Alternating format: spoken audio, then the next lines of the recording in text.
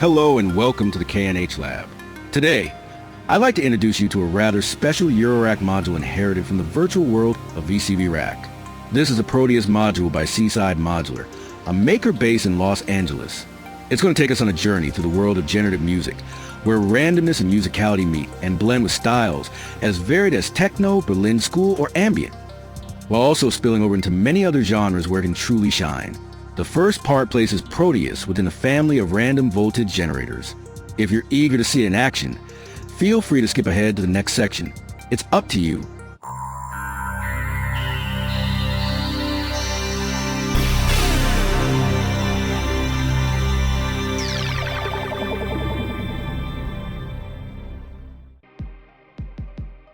PROTEUS began its life within VCV Rack. Seaside Modular used it as a playground, a testing ground for their modules, which they generously offered the community for free. This approach allowed them to refine and validate their concepts, ergonomics, and algorithms. The first module to cross over into the physical world is therefore PROTEUS. While it closely resembles its virtual counterpart, it differs in several key ways. What is PROTEUS for? If you haven't tried it in VCV Rack yet, here's the short version. It's a random melody generator, a kind of supercharged Turing Machine. But that's a pretty rough definition. The rest of this video will show you just how much more it can do. PROTEUS can be used to create bass lines, sequences, and any kind of repeating melodic pattern. It can easily find its place in almost any part of your compositions. Naturally, it shines in the world of generative and ambient music. But that's only the beginning. So before diving into the different facets of this one-of-a-kind module, let's quickly see where it fits within the broader categories of random voltage generators. The chart on screen presents, from left to right, the major types of random voltage generators. The further to the left the technology is, the more random its output, and the less musical it tends to be. Conversely, the further to the right, the less random voltages, and the more musical the result. A vertical line to the center divides the generators into two groups. Once you cross that line to the right, you're entering the realm of generators with more pronounced musical potential. Since the classification, let's first look at its extremes to better understand the scope and meaning. All the way to the right, we see a sequencer. Typically, this type of voltage generator is 100% musical and 0% random. It's an exception in this chart. I've placed it there to clearly define the notions of musicality and randomness. Of course, some sequencers do offer randomization options, but that falls outside the core purpose we're focusing on here. Now look all the way to the left. That's where we find noise generators, whether analog or digital. And I think we can all agree that they're 100% random and 0% musical. So those are the two extremes, with 6 other types of generators, including PROTEUS, positioned in between. You'll also notice the colored bands beneath each type, grouping them based on a primary use case.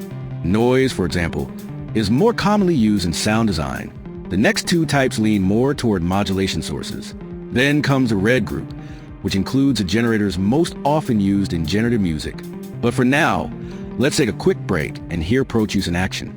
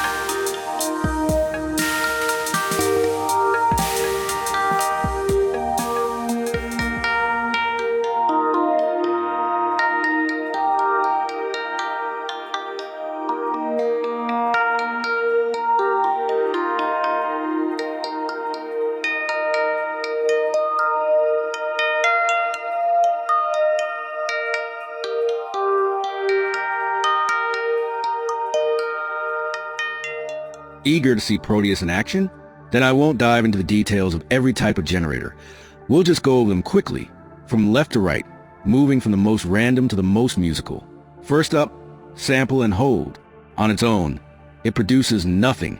It needs both an input signal and triggers to function. Pair it with a clock and white noise, and you'll get a staircase-like stream of random voltages. Of course, there are countless other uses for sample and hold, but that's the one we'll focus on here.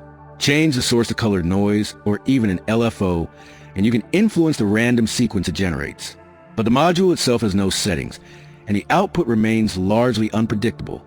It's an essential tool, but not one that really makes music.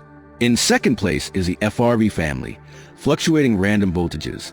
This is still pure randomness, but in a more crafted form. Here, algorithms and mathematical models come into play, giving you more control over the chaos. Think of Buckler's iconic source of uncertainty, or Lorentz on the ornament in crime, with its strange attractor curves, or Doepfer's A149-1, 2 and 3 modules. It's still mostly random, but the parameters, though tricky to tame, allow the composer to inject a bit of intentionality into the unpredictability.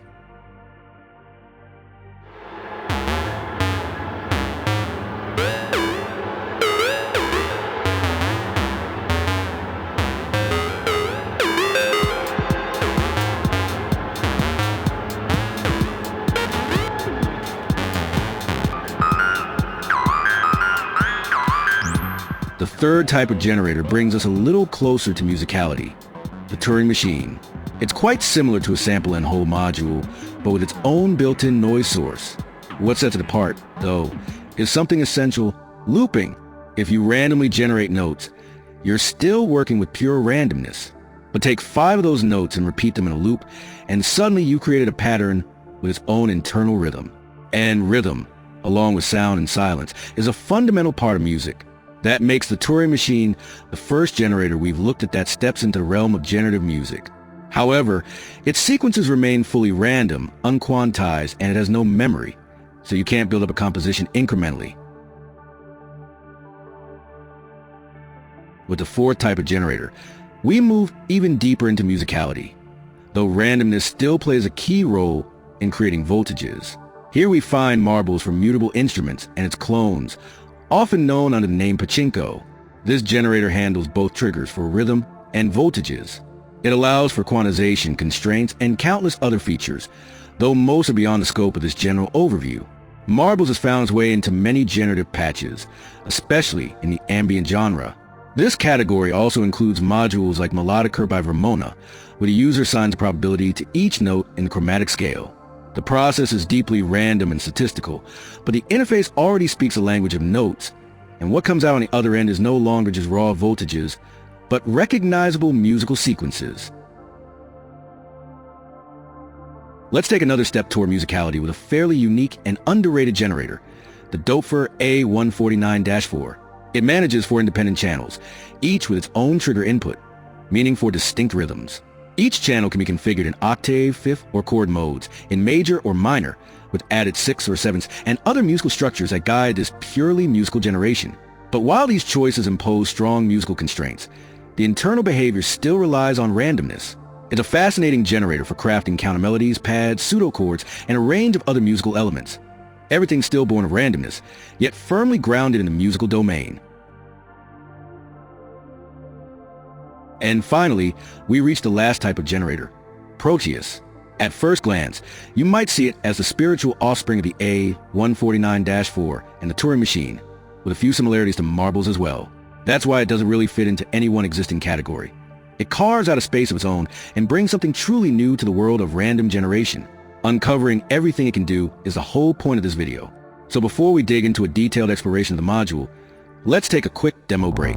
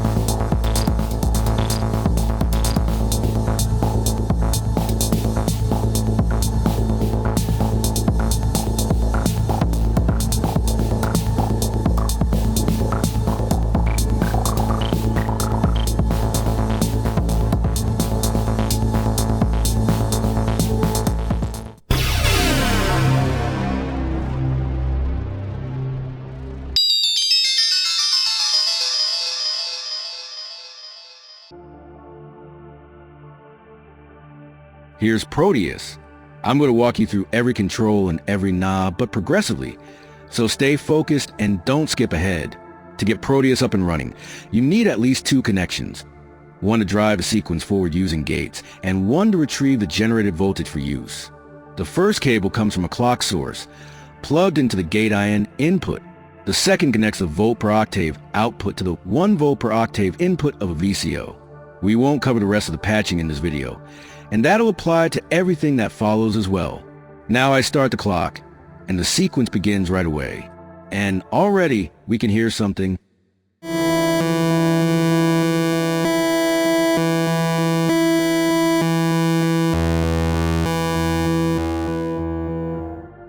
I press a new button and a new sequence plays.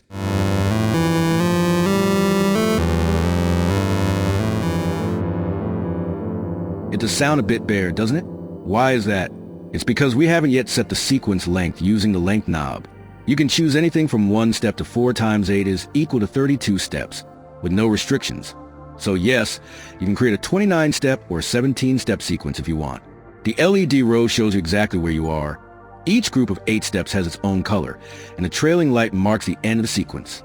Let's set it to 8 steps. We press New, and now we have a fresh 8-step sequence.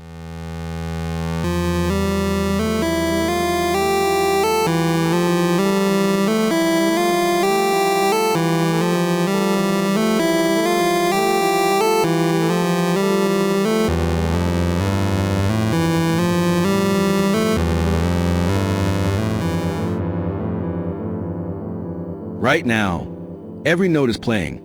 It feels a little too busy, doesn't it? Let me patch in a full voice that uses both the gate output and the volt per octave output. That way, we'll better hear the transitions between notes.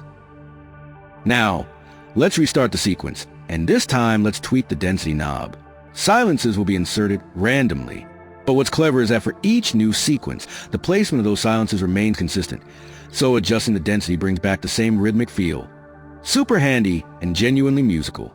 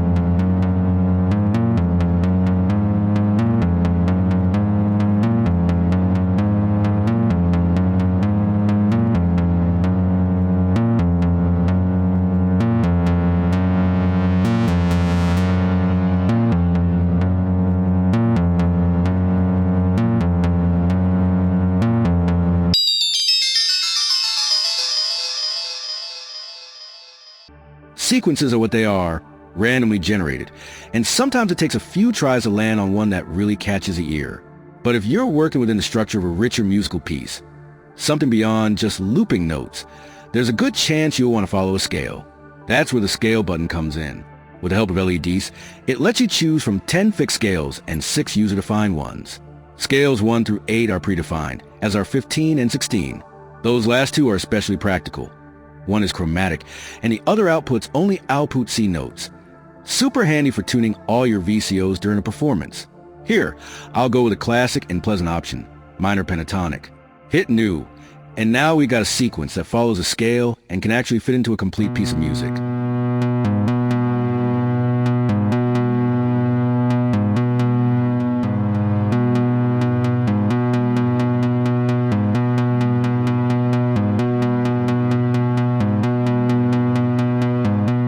Quick word about user scales. PROTEUS manages its memory and firmware through a small USB stick on the front panel. Just unplug it, pop it into your PC or Mac, and head to the Seaside Modular website. From there, you can tweak certain settings and, most importantly, create those custom user scales. Plug the USB stick back into PROTEUS, and you're good to go.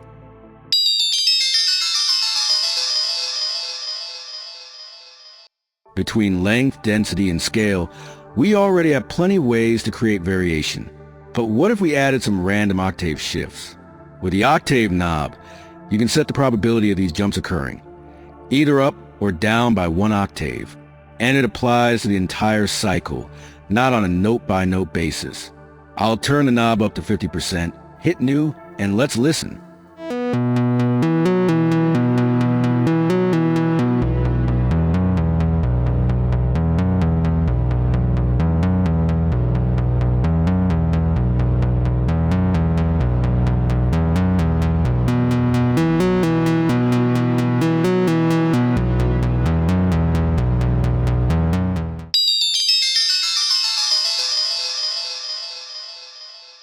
Let's be honest, the note selection in our sequences so far feels a bit limited, even simplistic. But that's no surprise.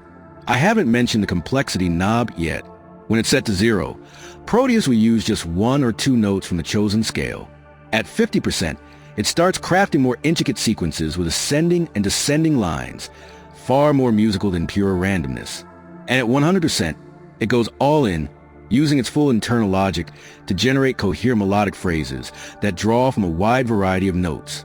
I had deliberately kept the setting fairly low, but not at 0, so that our first steps wouldn't sound too flat or chaotic. Let's try it now at 0. New.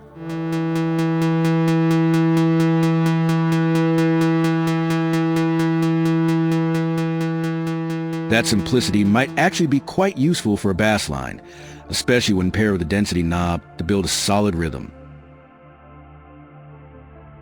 Let's move up to 50%.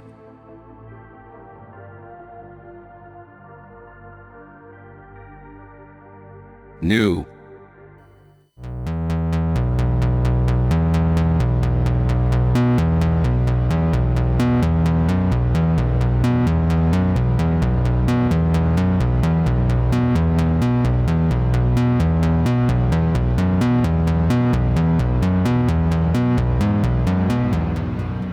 Now the melody is more involved. One more time, new.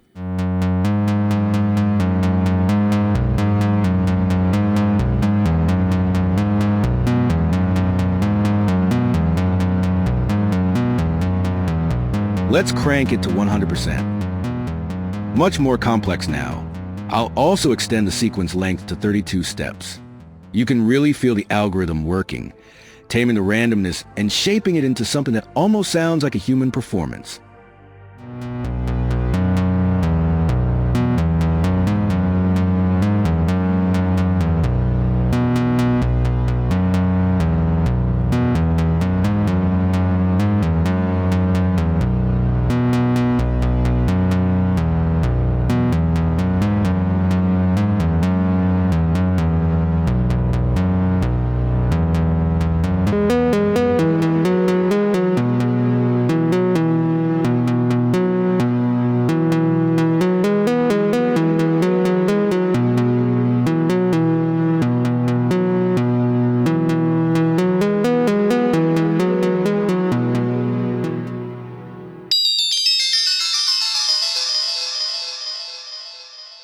Sometimes, you want to break away from rigid repetition by introducing random changes into the sequence, kind of like what a Turing Machine does.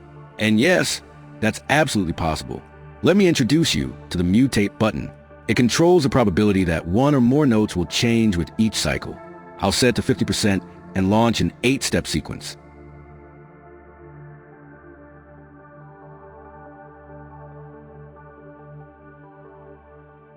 Let's listen. New.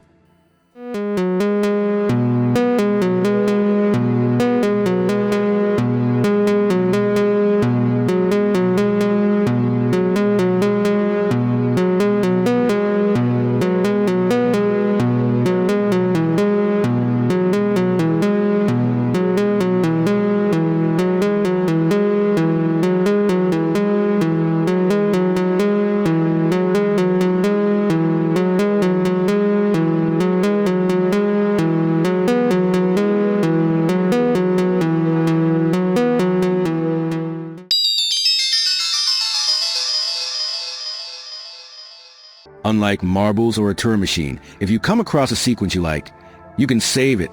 There are 4 memory slots available. A long press deletes the slot. A short press on an unlit LED saves the current sequence to that slot. A short press on a lit LED recalls a saved sequence. It's that simple, and of course, all of it is automatically saved to the USB stick. No extra steps required.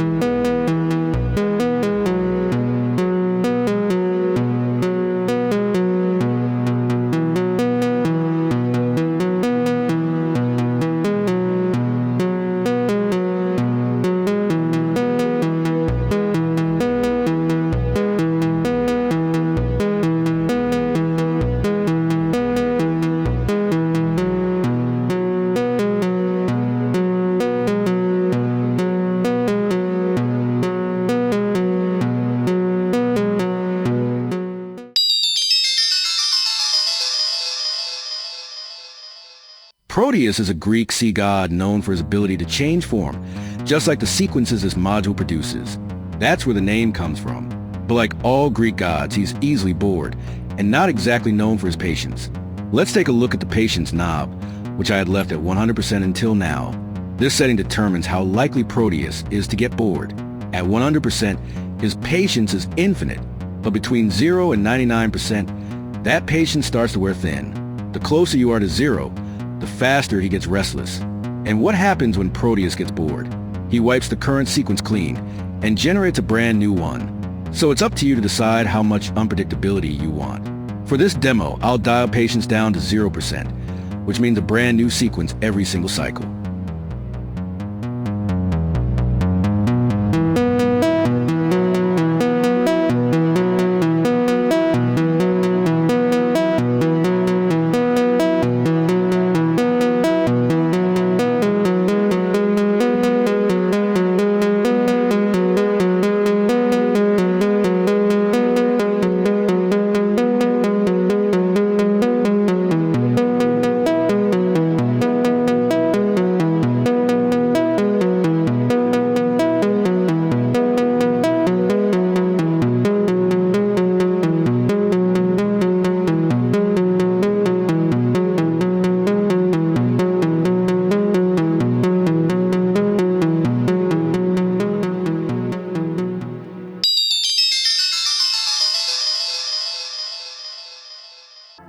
Looking to bring even more movement to your sequences? You can switch into settings mode, and the Octave and Mutate knobs take on new roles. They become slew time and slew notes.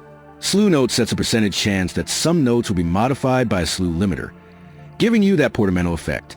Slew time adjusts the length of the slide, determining how quickly or slowly the note glides to the next. Perfect for sculpting those acid-style TB 303 like bass lines. But this function also shines in many other musical contexts, bringing subtle movement and a touch of organic life to your sequences. Let's play an 8-step sequence and change the slew options.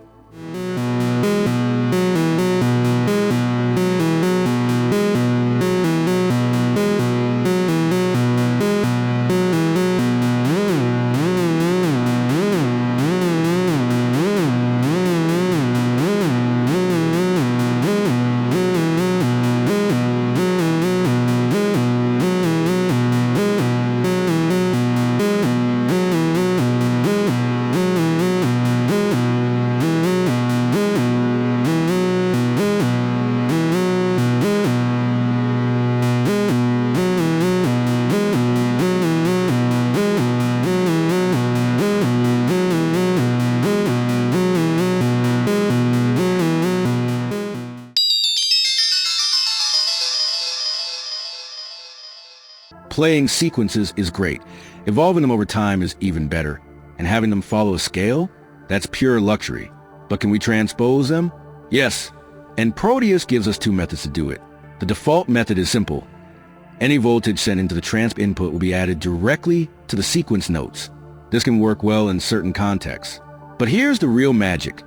Switch to settings mode, activate LED 2, and transposition becomes diatonic. That means the transposition now follows a selected scale, and that's where it really gets musical.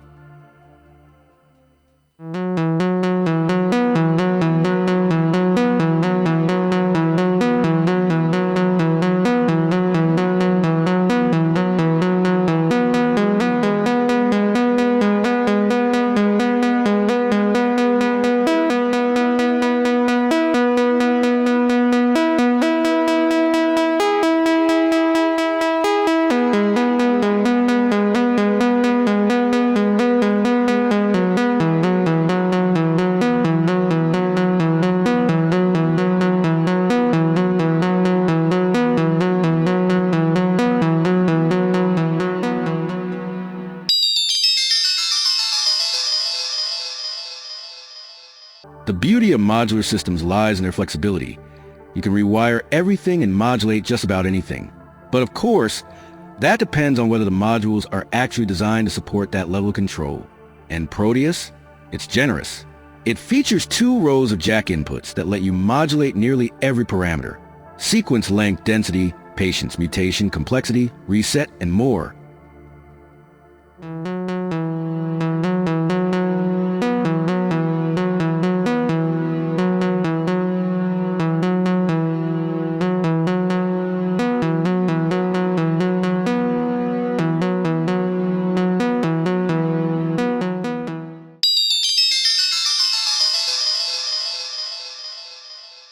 There's still one more setting I haven't covered yet, the sleep knob.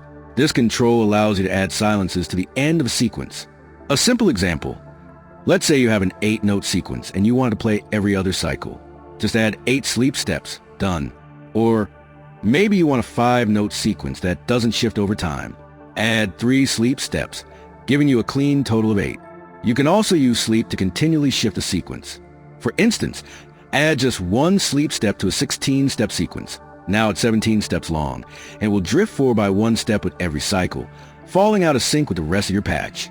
Your creativity is the only limit. This function is perfect for crafting endlessly evolving sequences.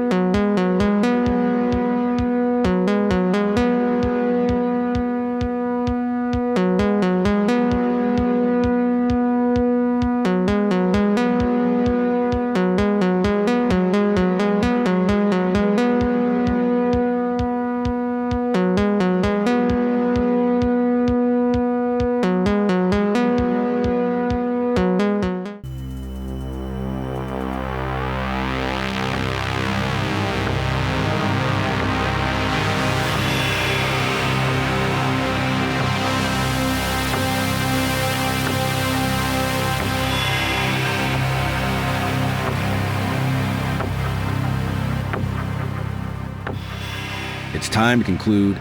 Between the Turing Machine, Melodicer, and Marbles, Proteus might seem at first like just another take on familiar territory, but it has its own unique DNA, making it a completely different kind of voltage generator. It's not better than the others, just different, and most importantly, deeply musical, thanks to its memory slots. Proteus finally dares to break the somewhat dogmatic rule imposed by Turing Machine purists, who almost religiously refuse to offer this feature, as if worshiping the god of ephemerality. Frankly, that's nonsense. The choice to keep or discard a sequence should be in the hands of the user, not limited by some fanatical absolutism from the maker. That alone is reason enough to choose Proteus over a Turing Machine, Marbles, or Pachinko. But it goes even further, with a design that's unapologetically musical, from its scale selection, to diatonic transposition, to its built-in quantizer and algorithms that tame randomness into coherent melodic phrasing. Everything about Proteus is built to make music. Its price remains very reasonable, and its size is justified by the wealth of buttons and jack I/O. It's a well-designed module, plain and simple. As with all my videos, I bought the gear myself. I received no sponsorship support or incentive from the maker. This module just deserves to be known. Seaside Modular has done a great job. See you next time for more synthetic adventures.